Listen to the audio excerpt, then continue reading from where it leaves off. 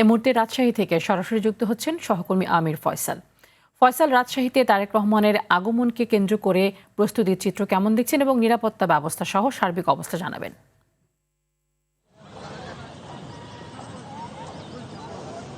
জি, ধন্যবাদ তানি। আপনি জানেন যে আমি এই মুহূর্তে দাঁড়িয়ে রয়েছি রাজশাহী ঐতিহাসিক মাদ্রাসা ময়দানে।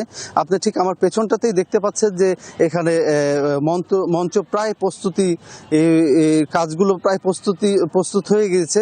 মঞ্চ প্রায় প্রস্তুতের পথে। এখানে এই বিএনপির, রাজশাহী মহানগর বিএনপি এবং রাজশাহী জেলা বিএনপির যে ব্যবস্থাপনা, এই কাজগুলো চলছে তা কিন্তু প্রতিনিয়ত নেতাকর্মীরা আসছেন এবং দেখছেন, এটা তদারকি করছেন।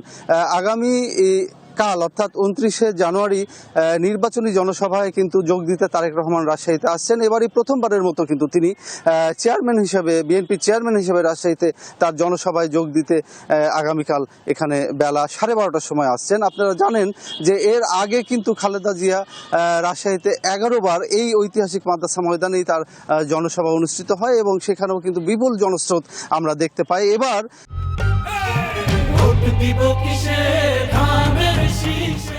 যে জনস্রোত শুধু নয়, এখানে বিএনপি নেতাকর্মীরা বলছেন যে এখানে নাকি জনসমুদ্রে পরিণত হবে রাজশাহী মহানগর জুড়েই।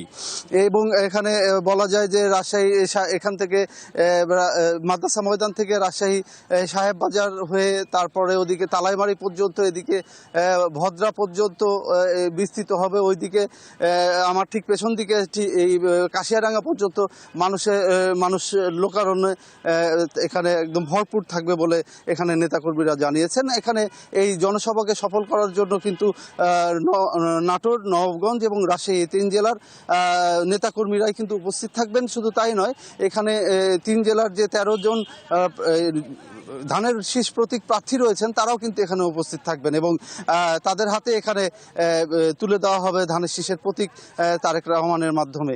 এবং তারেক রহমান এখানে দিক নির্দেশনামূলক বক্তব্য রাখবেন। এই 3 জেলার যে স্থানীয় যে বিষয়গুলো রয়েছে বা সমস্যাগুলো রয়েছে সেগুলোকে চিহ্নিত করে কিন্তু উনি উনার দিক নির্দেশনামূলক বক্তব্য রাখবেন বলে এখানকার নেতাকর্মীরা মনে করছেন। আজ বেলা 12:30টার সময় কিন্তু এই আগামীকালকের জনসভাকে ঘিরে যে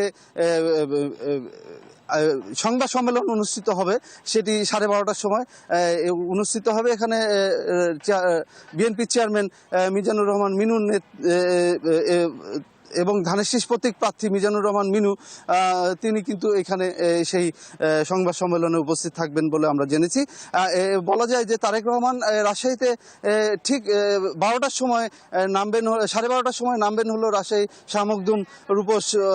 শাহমখদুম রূপস বিমানবন্দরে। সেখান থেকে রাজশাহী এই ঐতিহাসিক মাদ্রাসা ময়দানে এসে উপস্থিত হবেন তিনি এবং এখানে বক্তব্য শেষে তিনি নওগাঁর উদ্দেশ্যে রওনা দেবেন এবং নওগাঁয় উনি 4:30টার সময় তার বক্তব্য শেষ করে উনি রওনা দিবেন বগুড়ার উদ্দেশ্যে এবং বগুড়ায় বাদেশা তার জনসভা রয়েছে এবং আগামীকালও তিনি বগুড়াতেই তার জনসভা। ধন্যবাদ আপনাকে।